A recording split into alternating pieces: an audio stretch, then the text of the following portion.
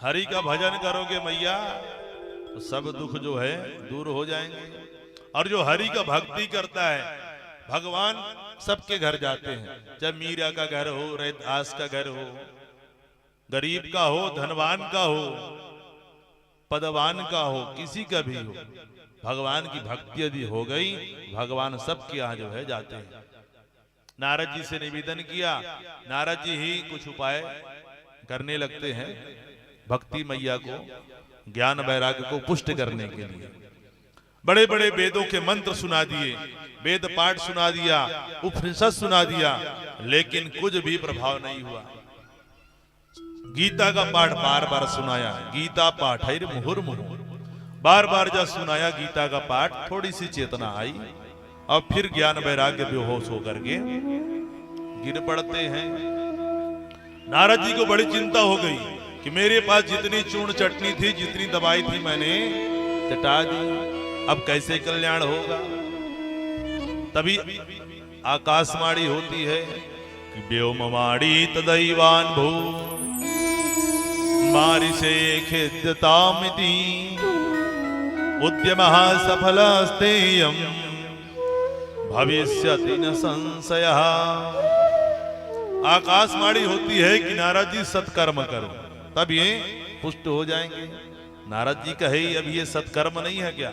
इतने बड़े बड़े वेद शास्त्र मैंने सुना दिए, इसको सत्कर्म नहीं कहते क्या?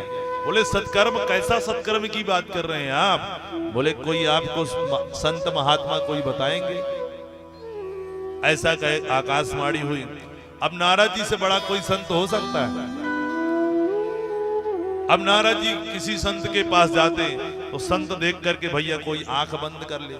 नारद जी इतने बड़े संत हैं, पूरे ब्रह्मांड में उनकी गति है, कहीं भी कहीं पहुंच जाते हैं। क्योंकि जीवन में बहुत सारा ज्ञान तो हमें घुमक्कड़ी स्वभाव से हो जाता है। जो व्यक्ति ज्यादा घूमेगा फिरेगा, बड़े बड़े तीर्थों में जाए, बहुत सारा ज्ञान तो वही मिल जाता है। तो नारद जी बताओ भैया, बड़े बड़े संतों का दर्शन, भगवान के पास तो घूमते रहते हैं, तो घुमक्कड़ी स्वभाव के कारण ही बहुत सारा ज्ञान उनके अंदर है। उनसे बड़ा संत कौन हो सकता है? अब किसी संत के पास जाते, बोले बताओ भैया सत्कर्म क्या है? संत बड़े संकोच में पड़ जाते थे। इतने बड़े संत हमसे पूछ रहे हैं कि सत्कर्म क्या है? छोटी सी बात तो खुद जानते होंगे। कोई आंख बंद कर लेता, कोई मौन हो जाता, वो भी उत्तर न देता।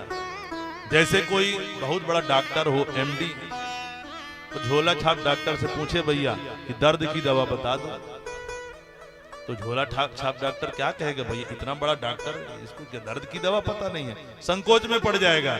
ऐसे ही नारद जी को देख करके जितने बड़े बड़े संत थे सब संकोच में पड़ जाते हैं। और ऐसे घूमते घूमते आ गए, तो बता रहे हैं चारों भैयाओं से कि आज मैं ढूंढते ढूंढते आ रहा था, कोई संत मिले, मेरा मुख जो है इसीलिए मलिन था, और आज आप चारों भैयाओं से मेरा दर्शन हो गया। अब आप बताइए कि इनका दुख कैसे दूर हो? जैसे ऐसे कहा। बोले अब चिंता करने की जरूरत नहीं है।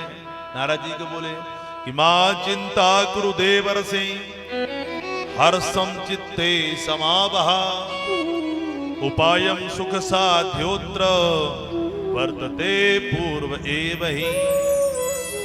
बोले चिंता मत करिए, श्रीमद् भागवतालापस सतु गीता सुकात भी, आप इनको श्रीमद् भागवत की कथा सुनाइए।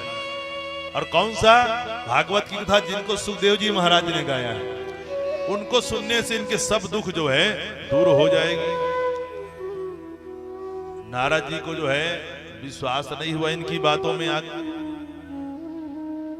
अरे बोले भैया काहे से विश्वास नहीं कर रहे हो? जब हमने कह दिया भैया इतनी दिव्य कथा है भागवत की कथा, किसको सुनने से सब कुछ। अरे बोले भागवत तो मैंने पढ़ा है। नारद जी बोले भागवत क्या है? वेद रूपी वृक्ष का पका पकाया फल है श्रीमद् भागवत। ध्यान से सुनेंगे तब समझ में आएगा। बोले क्या है? वेद रूपी एक वृक्ष है, वेद, उससे प्रकट हुआ है भागवत। तो जब मैंने वेद सुना दिया उससे नहीं कुछ हुआ, तो भागवत को सुनने से क्या लाभ होगा? बोले देखो भैया, उदाहरण के द्वारा समझाते हैं। कोई आम को बढ़िया आम पाए, मीठा मीठा आम का रस चूसे, और आम का रस चूसने के बाद बोले जब आम इतना मीठा है फल, तो आम का पेड़ कितना मीठा होगा, वृक्ष कितना मीठा होगा। तो फल को फेंक करके यदि वृक्ष को चबाने लग जाए तो क्या वृक्ष में इसको स्वाद मिलेगा? नहीं मिलेगा। भले वृक्ष से आम प्रकट हुआ है, ऐसे वेद से कौन प्रकट हुआ है? भागवत। तो जो काम भागवत करेगा बोले वो काम वेद नहीं कर सकती है।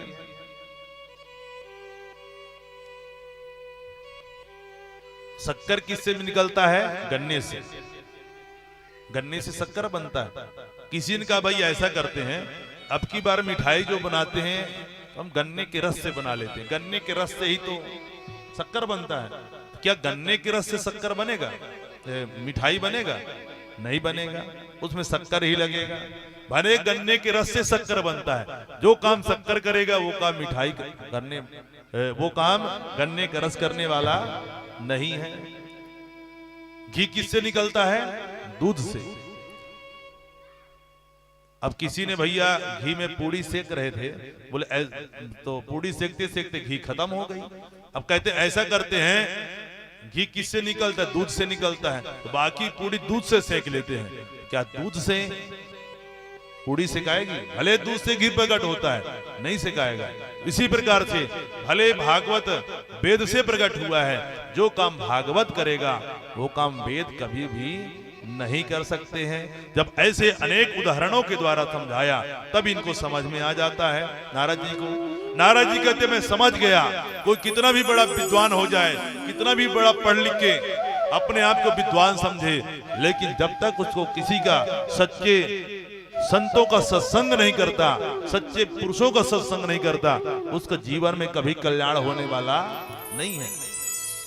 इसलिए भैया जीवन में सत्संग की बड़ी आवश्यकता है, क्योंकि बच्चे हमारे पढ़ लिख के कितनों विद्वान हो जाए, लेकिन जो बच्चा सत्संग नहीं करता वो उदंड हो जाता है।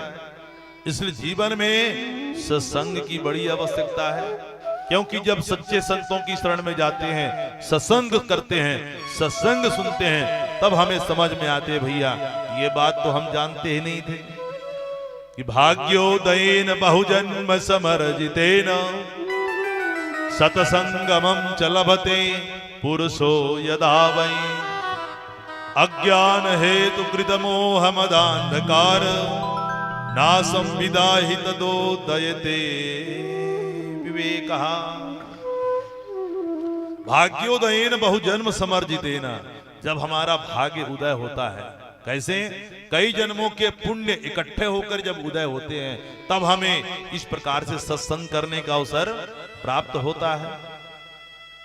तुलसीदास जी बाबा इसी को क्या कहते हैं कि बिनो सत्संग विवेक न होई, बिनो सत्संग विवेक न होई, बिनो सत्संग विवेक न होई, बिनो सत्संग विवेक न होई, राम कृपा बिन सुलभ न सोई, राम कृपा बिनु सुलभ न सोई, राम कृपा बिन सुलभ न सोई, राम कृपा बिनु सुलभ न सोई, आवत एहि सर अति कठिनाई, आवत सर अति कठिनाई, आवत एहि सर अति कठिनाई, आवत सर अति कठिनाई, राम कृपा बिन आई न जाई, राम कृपा बिनु आई न जाई,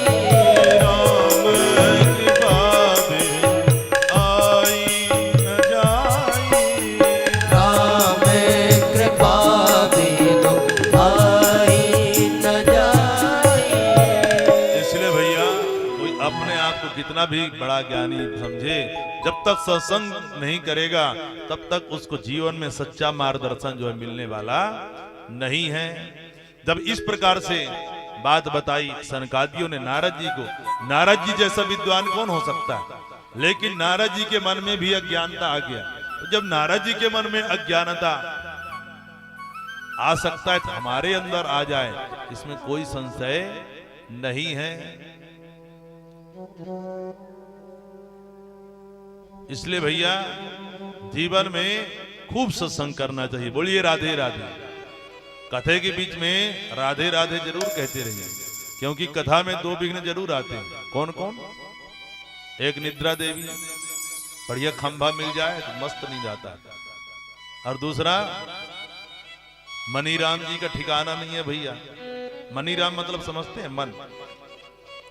ये मन कहाँ चल दे, बैठे हैं यहाँ, पता चला कि भोजन बनाने चला गया, कि भोजन खाने का समय हो गया, भोजन करने का है, कि कहीं चला गया, अरे इतने समय, कई लोगों का नोट गिनने का समय हो जाता है इतने समय, व्यापार करते हैं जो भी करते हैं। तो भैया निद्रा आने ना पाए और मन कहीं जाने ना पाए, इन दोनों का एक ही उपाय कहते रहिए, राधे राधे। इस प्रकार से दिव्य हरिद्वार में आ जाते हैं नारद जी महाराज। दिव्य बालू की गद्दी बना दी है, चारों भैयाओं को बैठाया है और चारों भैया भागवत की कथा सुनाना प्रारंभ कर देते हैं। सनक, सनंदन, सनातन और सनत कुमार,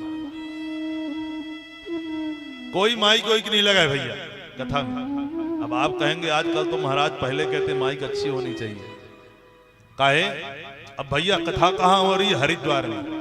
आजकल तो वहां भी जाइए तो खूब शोर हल्ला गुल्ला होता है। पहले के समय में पगडंडी रास्ता था वहां जाने का, तो वह बिल्कुल एकांत था, किसी प्रकार का भैया कोई प्रदूषण नहीं थे, ना कोई मशीन थे, तब की बात है। तो आजकल तो इतनी मशीनियां, गाड़ी घोड़ा चलते हैं, वातावरण इतना प्रदूषण हो गया है, इसलिए हमें इनकी भी माइक की भी आवश्यकता पड़ती है, जिसमें से कथा जो है साफ साफ समझ में आए। तो हरिद्वार में दिव्य बालू की गद्दी बनाती हैं, चारों भैया बैठ करके कथा सुनाना प्रारंभ करते हैं। बड़े बड़े ऋषि मुनि सब दौड़ते दौड़ते चले जाते हैं। जो विरक्त थे अपने शिष्यों के परिकर के साथ आ गए, जो गृहस्थ थे अपने पूरे घर परिवार के साथ आकर के कथा सुन रहे हैं।